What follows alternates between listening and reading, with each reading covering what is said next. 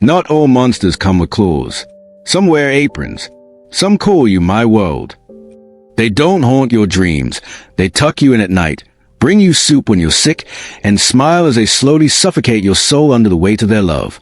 These monsters don't shout. They whisper. They don't hit. They hold too tight. And they don't chain you with fear. They bind you with affection. It's a softer kind of control, one so disguised as care that you almost never question it. You can't, because it never looked like harm. It looked like love.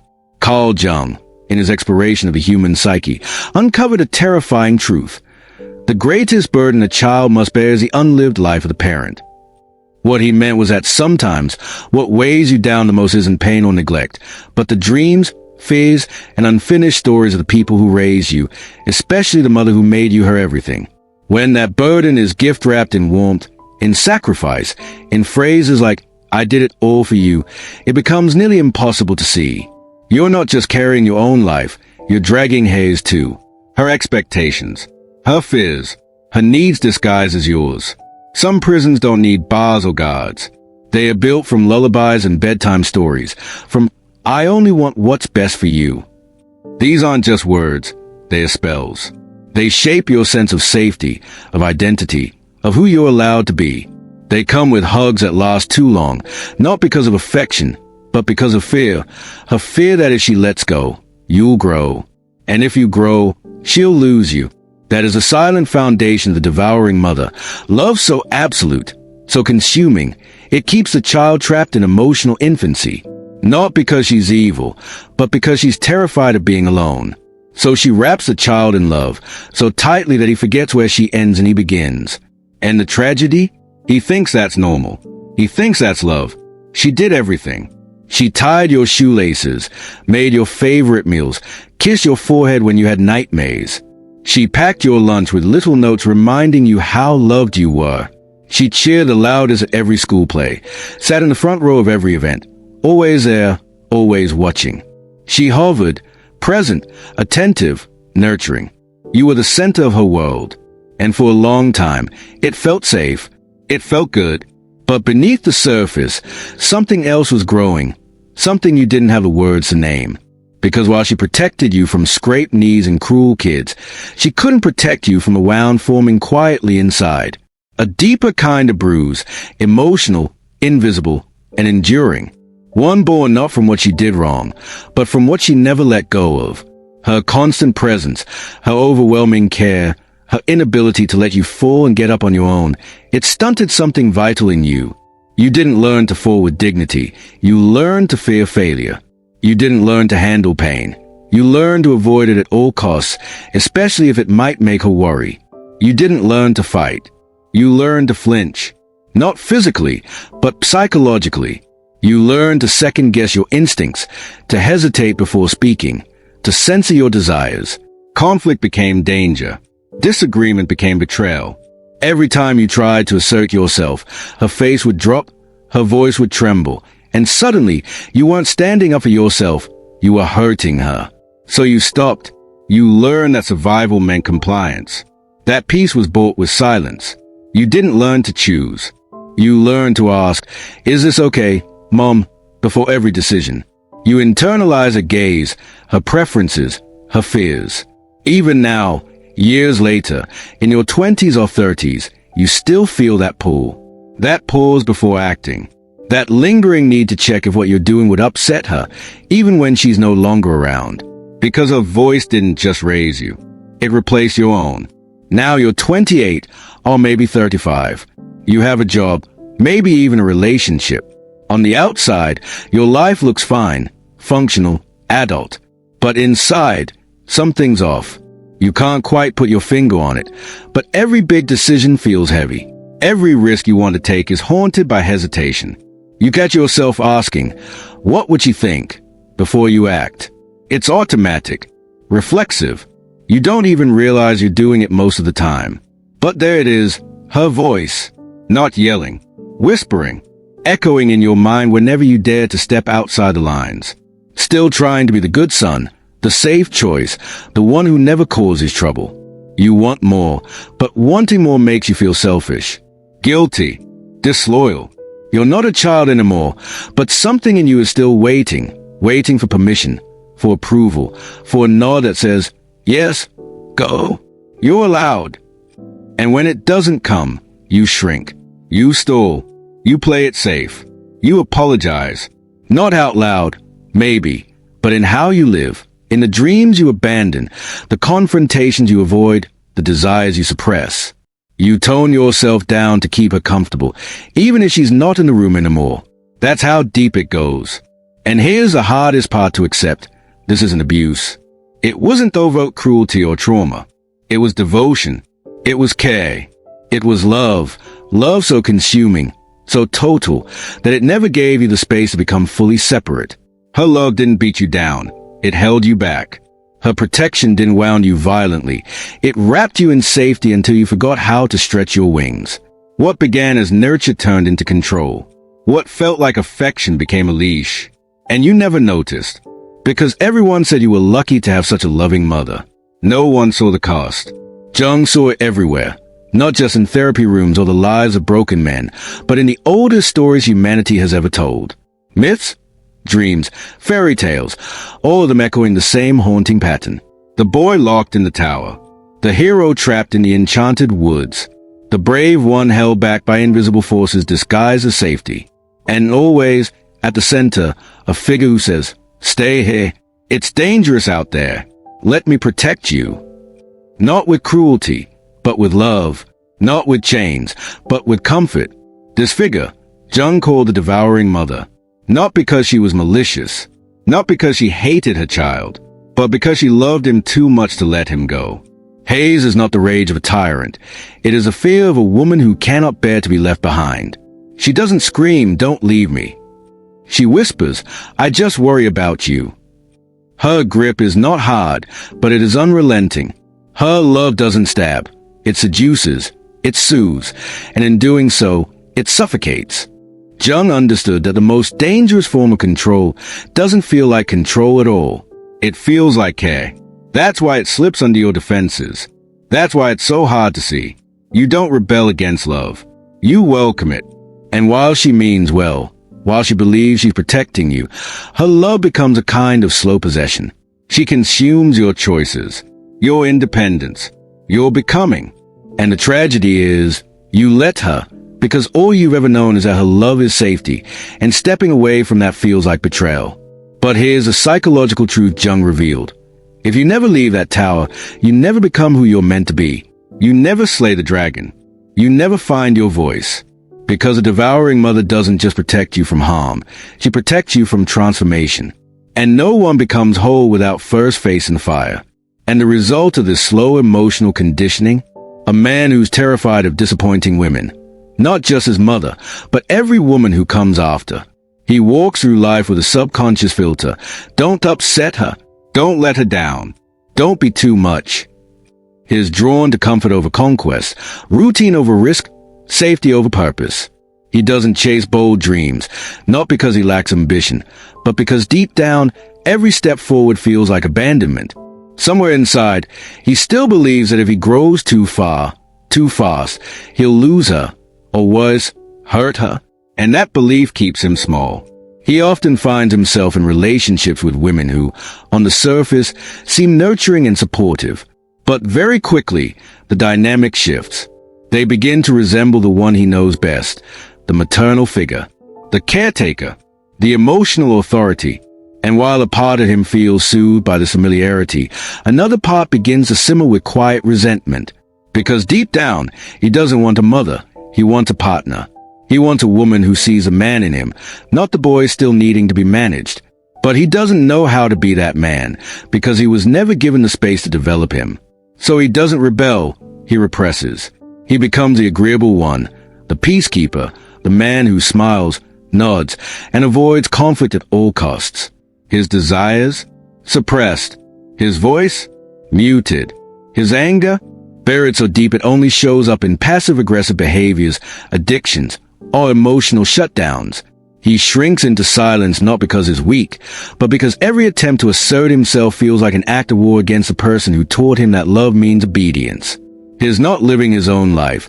He is performing in the one she scripted for him. A script where his worth is measured by how well he keeps others happy and how little trouble he causes. And the world applauds him. They call him a good boy, a gentleman, such a nice man. He never raises his voice, never causes trouble, never says anything that could make others uncomfortable. He is the kind of man people describe as easy to get along with, reliable, always so respectful. But beneath that well-polished exterior is a scream that never made it past his throat, a scream that was trained out of him in childhood, rebranded as rudeness, selfishness, or sin. Because niceness isn't strength. It's often the absence of boundaries. And politeness, when used as armor, is not virtue, it's self-erasure. He is rewarded for his obedience, for his emotional silence, for playing the role others cast him in. He is praised not for his truth, but for his ability to suppress it. People thank him for being understanding, patient, non-confrontational. But no one asks what it costs him to be that way.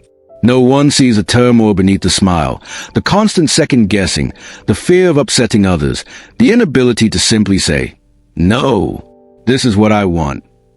Because every time he tried to do that as a child, the emotional consequences were devastating.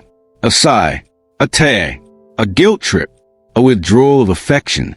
He learned that truth comes with punishment, so he traded it for peace. Yet this peace is counterfeit. It's the peace of a man who walks on emotional eggshells in every room he enters. It's the peace of someone who avoids conflict not because he's mastered himself, but because he was never allowed to express himself. And the tragedy is, the world keeps rewarding him for it. He gets pats on the back, polite smiles, and social acceptance, but never real respect. Because deep down, people sense what he's lost: his fire, his direction, his core. A man who has spent his life being nice is often a man who's forgotten how to be real. And without realness, without the ability to say, "This is who I am, this is what I need, this is what I will not tolerate," he remains invisible even when surrounded by people. He becomes agreeable, but forgettable, loved, but not desired, trusted, but not followed. Because what the world really longs for isn't just another nice guy. It's a man who has stepped into his own soul and refuses to apologize for it. Here's the truth that most men never speak aloud. You weren't raised to become your own man. You were trained to become someone else's idea of a good son. You weren't nurtured to flourish. You were conditioned to obey, trained to serve, to comply, to smile and stay small. Your worth was made dependent on your ability to keep her calm, to ease her fears, to never rock the boat. Every choice you made was filtered through an invisible lens. Will this make her proud? Will this make her sad? Will this make her feel abandoned? That isn't growth. That's emotional surveillance masked as love. You were taught to keep her comfortable, even if it meant killing parts of yourself. Your ambition, your anger, your independence, those parts were dangerous. Not to you, but to the fragile piece you built around you. Every time you tried to step outside the role she carved for you, the punishment wasn't loud. It was quiet, suffocating. A subtle withdrawal, a long silence, a tearful sigh, and always that loaded phrase, whispered like a dagger wrapped in silk, "After all I've done for you." That phrase haunted you. It made you pause. It made you question whether you had the right to want more, to move on, to become someone beyond her reach. You told yourself it was love, that guilt was proof of connection. But guilt isn't love. It's control, a tether wrapped around your soul, pulling you back every time you dared to stretch. Because when love is used to manipulate, when sacrifice is used to shame, it ceases to be a gift. It becomes a transaction. One way your freedom is the price. That's not love. That's ownership. Emotional ownership dressed in affection. And the most dangerous thing about it is how invisible it is. No one warns you. No one prepares you. Because who questions motherly love? Who calls it out when it chokes rather than comforts? Very few. That's why so many men stay trapped. Not by chains, but by gratitude weaponized into obedience. You didn't grow up. You were shaped, molded, programmed. And now, as an adult, you're realizing that the life you've been living might not even be your own. But there's another voice. Quiet. Almost forgotten. It doesn't shout like Hayes did. It doesn't plead or guilt trip or wrap itself in emotional obligation. It simply waits, buried under years of obedience, compromise, and silence. You hear it sometimes, faint and fleeting, like a whisper under the noise, especially in those moments when you feel the pull towards something daring, something bold, something utterly yours. And when it speaks, it says the one thing that no one else in your life ever had the courage to tell you. You don't need permission. That voice is not rebellion. It's recognition. It's the sound of your soul remembering itself. The part of you that existed before the conditioning, before the roles, before the guilt. It is not loud because it never had the chance to be. It was drowned early, smothered under layers of be a good boy, don't upset her, do what's right, even if right meant staying small for someone else's comfort. But it's still there, and it's growing stronger every time you question the narrative you were handed. That voice is you, the real you, the man who was never allowed to emerge fully, the man who knew how to roar but was taught to whisper, the man who had boundaries before they were erased, desire before they were shamed, direction before it was replaced by duty. He's not lost, just hidden. He's been waiting beneath the surface, behind the performance, underneath every moment where you felt something was missing but couldn't name what. That feeling wasn't confusion. It was a call of the self, trying to wake you from the sleep of obedience. He is not a fantasy. He is not a version of you that's unreachable or idealistic. He is simply unclaimed. He is a version of you that would have existed if no one had told you to trade your fire for approval. And now, if you listen, truly listen, you will hear him, clearer each day, asking not for permission, but for action, for reclamation, for the courage to stop living someone else's story and finally begin your own. This is not a story of blame. This is a story of reclaiming, because pointing fingers at her, resenting her, staying stuck in the past, that won't set you free. That's just another trap, another way to keep your life revolving around her. True healing doesn't come from hating the one who hurt you, especially when the harm was unintentional. It comes from seeing clearly, from saying, this is what happened, and now I choose differently. That's where your power begins, not in rage, but in responsibility, not in vengeance, but in vision. Jung called this process individuation, a sacred rebellion, not against a person, but against a false identity. It's the psychological and spiritual journey of becoming whole, of tearing off the mask you were trained to wear and stepping into the raw, unfiltered truth of who you are. It's not self-help. It's not surface-level transformation. It's a death and rebirth. The death of the obedient son, the compliant boy, the people-pleaser who was never allowed to fully live, and the birth of a man who is no longer defined by how well he fits into someone else's world. Individuation demands something few are willing to give, your willingness to let others down. Especially her. It means making choices that she might not understand. It means allowing her to feel disappointed, confused, even hurt, and not rushing to fix it, not shrinking to soothe her, not sacrificing your truth to preserve her peace. Because real growth, the kind that comes from your soul, will always feel like betrayal to the one who only loved you when you were small. But that betrayal is not cruelty. It's transformation. It's what love looks like when it's finally directed inward. You might have to make her cry. You might hear, you've changed. And she'll be right. You have. You've stopped living for approval. You've stopped trading your autonomy for affection. You've stopped playing the role she needed and started writing your own story. That is not rejection. That is return. Return to yourself. To the man buried under years of guilt and goodness. To the one who was never born through permission, but through the pain of becoming. But walk anyway, even when your legs shake, even when your heart pounds with the fear that you're doing something wrong. Walk, not because you hate where you came from, but because you finally love yourself enough to go somewhere new. You don't need her permission. You don't need anyone's understanding. Growth doesn't ask for approval. It demands courage. You've lived enough years as the son she sculpted, the boy she protected, the version of you that never questioned why he always felt hollow inside. That boy was never meant to stay. He was a stepping stone, not a destination. He was meant to become. Become what? A man. But not the kind of man you were told to be. Quiet, soft-spoken, accommodating. No, the man you were meant to become is real, rooted, unapologetically whole. He doesn't flinch from discomfort. He doesn't shrink to make others feel safe. He doesn't define his worth by how much approval he can collect. He lets the guilt come, and he lets it burn. Because the only way out is through the grief, through the shame, through the unbearable loneliness that comes from leaving everything you thought love was behind. But on the other side of that fire, something else waits. Clarity, strength, self. Let the mask fall. The one you've worn since childhood. The good boy mask. The people pleaser mask.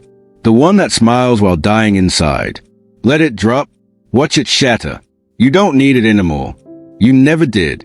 Underneath it is something wild, something honest, something powerful. It's you. The real you. The man who doesn't beg to be chosen, but chooses himself. The man who doesn't perform, but lives. Let the man rise. From the ashes of the boy who was never allowed to fully live. Rise, not to dominate, but to direct. Not to conquer others, but to command your own life. Let him take the place of the ghost you used to be. Let him speak the truths you were once too afraid to say. Let him love without losing himself. Let him walk away when necessary, without guilt, without shame. Because not all sons are born. Some are built. Some are broken first. Some must carve themselves out of the stone of silence, duty, and emotional debt. And some, like you, must break away to be free. Free not just from her, but from the version of yourself who believed being loved meant staying small. This is your rite of passage.